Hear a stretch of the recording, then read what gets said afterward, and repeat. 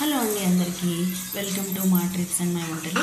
మనం కార్తీక మాసంలో ఉసిరి దీపాలు పెడతాం కదా, అందుకని నేనైతే రిలయన్స్ నుంచి ఒక బాక్స్లో ఉసిరికాయలు తీసుకొచ్చేసాను. అవి అయితే చాలా ఎక్కువ ఉండిపోయాయి అనమాట, దీపాలు పెట్టాక కూడా. సరే అవన్నీ వేస్ట్ చేయడం ఎందుకని నేనైతే ఫస్ట్ టైం ఉసిరావకాయ పెడుతున్నాను అమ్మ గైడెన్స్ తోటి. ఎప్పుడు ప్రతి సంవత్సరం అమ్మే పెట్టిస్తారు ఉసిరి తొక్కు, చింతకాయ తొక్కు, ఉసిరావకాయ, పండుమిరపళ్ళు, ఆవకాయ ఇవన్నీ అమ్మే పెట్టిస్తారనమాట. బూరు ముక్కలో కొద్దిగా నూనె వేసేసి కాయలు అదే శుభ్రంగా కడిగిన ఆరబెట్టిన కాయల్ని కొద్దిగా ఘాటు పెట్టేసి నూనెలో వేయించుకోవడం అనమాట. వేయించుకుని పక్కన పెట్టేసుకున్నాను. అమ్మ అన్నారు అదే నూనెలో పోపు వేసేసి పెట్టుకోమన్నారు. సో నేనైతే అది ఆ నూనెలోనే కొద్దిగా పోపు వేసేసుకున్నాను. జీలకర్ర, ఆవాలు, ఇంగువ అనమాట. ఇంగువ అయితే హోర్నాడు నుంచి తీసుకొచ్చిన ఇంగువ అయితే వేసాను. చాలా బాగుంది. కొద్దిగా వేస్తేనే స్మెల్ బాగుంది, దానివల్ల టేస్ట్ కూడా పచ్చడికి బాగుంటుంది. నేనైతే వెల్లుల్లిపాయలు అవి దేంట్లోనూ వాడినండి, పచ్చళ్ళలో వాటిల్లో. ఎందుకంటే వారాలప్పుడు పనికిరాదు, పూజలప్పుడు కూడా పనికిరావు అవి, కాబట్టి వెల్లుల్లిపాయ అస్సలు వాడను. విసిరావకాయలు కూడా వెల్లుల్లిపాయలు వేస్తారా అంటే నాకు తెలియదు. మీలో ఎవరైనా ఇలా చేస్తున్నట్టయితే విసిరావకాయలు కూడా వెల్లుల్లిపాయలు వేస్తారా లేదా కామెంట్ చేయండి. వీడియో నచ్చితే మాత్రం లైక్ చేయడం మర్చిపోకండి. ఇంకా ఉంది చూడండి.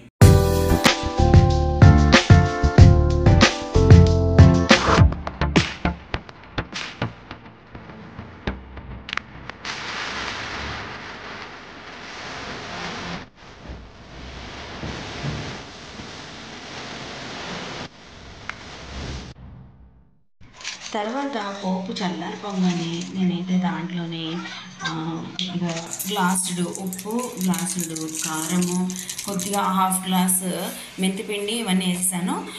ఆప్షనల్గా మన ఆవపిండి కూడా కావాలంటే వేసుకోవచ్చు. నేనైతే ఇక్కడ చింతపండు గుజ్జు వేసుకోమన్నారు అమ్మ. అయితే చింతపండు గుజ్జు రెడీగా లేదు అని చెప్పేసి నేనైతే 2 నిమ్మకాయలు అయితే పిండాను. ఇవన్నీ కలిపేసి మనం వేయించిన ఉసిరికాయలు కలిపేసి నేనైతే చిన్న జాడి మొన్నే కొన్నానండి, దాంట్లో అయితే నిల్వ పెట్టేశాను అనమాట పచ్చడి. నేనైతే ఓన్లీ మెంతి పిండి వేసాను. కొంచెం ఆవపిండి కూడా వేస్తే టేస్ట్ ఇంకా చాలా బాగుండేది. మనం సాధారణంగా కార్తీక మాసంలో విసిరి ఎక్కువ తినము.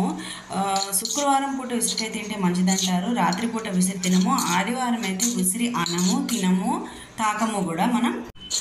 ఇవన్నీ అమ్మ వాళ్ళు, అత్తగారు వాళ్ళు చెప్పినవే అనమాట. మేమైతే ఇప్పటికీ పాటిస్తాము. రాత్రిపూట కూడా విసిరి అని అనమనమాట. మా అత్తగారు ఏమంటే నల్ల పచ్చడి అట్లా నల్లకాయలు అని అంటూ ఉండేవాళ్ళు విసిరి బదులు. మనం అమ్మ దగ్గర కొన్ని చూస్తూ నేర్చుకుంటాం, చాలా వరకు అమ్మ దగ్గర చెయ్యము. ఎందుకంటే అమ్మ ఎక్కువ చేయనివ్వదు కాబట్టి అమ్మ దగ్గర ఉన్నంతకాలం చూసి నేర్చుకుంటాము. అత్తగారి దగ్గర వచ్చాక మనమైతే చేసి నేర్చుకుంటాం కదా. సరే ఈసారి ఫస్ట్ టైం అయితే నేనైతే ట్రై చేశాను. మా అత్తగారు ఉన్నప్పుడైతే వెనకాల గైడెన్స్ ఇచ్చేవాళ్ళు, కానీ ఇప్పుడు అవ్వలేదు కదా. ఇది ఎలా ఉందో చెప్పండి. ప్లస్ ఇంకో విషయము, మొన్న మాకు తెలిసిన వాళ్ళైతే చనిపోయారనమాట. మేమైతే చూడ్డానికి వెళ్ళాము. ఆయన పెద్ద ఆయన హార్ట్ అటాక్తో పోయారనమాట. చిన్నప్పుడు బామ్మగారి కథల ప్రభావం ఏమైందంటే, అంటే కొన్ని రోజుల వరకు రాత్రి మెలకు వచ్చినప్పుడు వాళ్ళే గుర్తొస్తూ ఉంటారనమాట. అంటుంటారు కదా పెద్ద కర్మ అయ్యేదాకా ఆత్మ ఇక్కడే తిరుగుతూ ఉంటుంది అని చెప్పి. అందుకని మనకి అలా ఊహ అనిపిస్తూ ఉంటుంది. అర్ధరాత్రి లేచినప్పుడైతే చిన్న చప్పుడైనా మనకి భయం వేస్తూ ఉంటుంది. నాకైతే ఇలాంటి వాటికి వెళ్ళినప్పుడు కొద్దిగా భయం అని అనిపిస్తుంది. మీకు ఇలాంటి అపోహలు అవి ఉన్నాయా?